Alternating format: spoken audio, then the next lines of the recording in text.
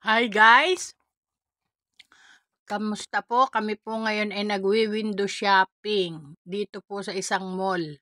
At kaya po kami ay namasyal dito para makakita naman ng iba-ibang tao. Kami na lang po lagi ang magkaharap kaya lumabas-labas naman po kami para makakita kami ng ibang tao. Kasi wala po kami ibang nakikita sa bahay kundi yung pagmumukha naming mag-ina. Nakakasawa. Kaya lumabas man po kami dito sa isang mall para makapag-unwind ko window shopping kahit walang pera. Labas-labas din pag may time, God. Guys, labas-labas din po pag may time kahit wala pong kapirahan sa bulsa. Basta ang mahalaga makakita ng ibang tao. Kaya labas-labas din kami. Eto, nandito kami sa magandang mall. Dito kami sa 3rd floor. Naghahanap po kasi kami ng office ng DO para makabili ng bagong SIM card.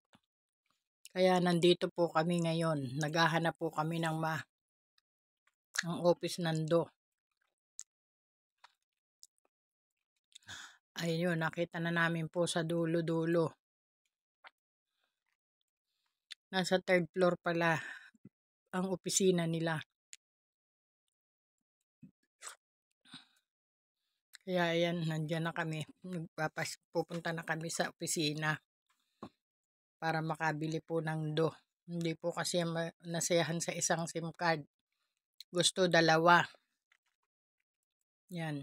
Yun po yung opisina nila.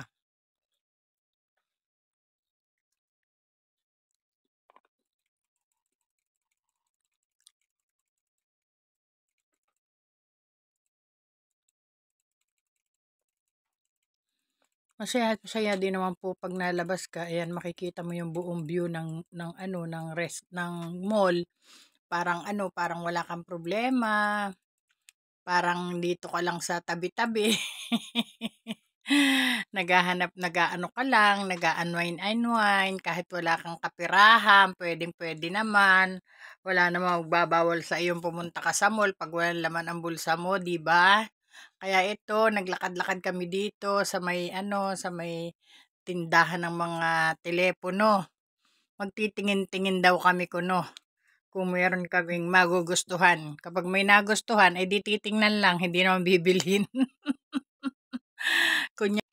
Mahirap talaga po pag pobre. Pag mahirap ka, eto mahirap ka talaga kaya ito maghahanap kami ng matitingnan. Titingnan lang. Salamat po sa Panginoon. God bless.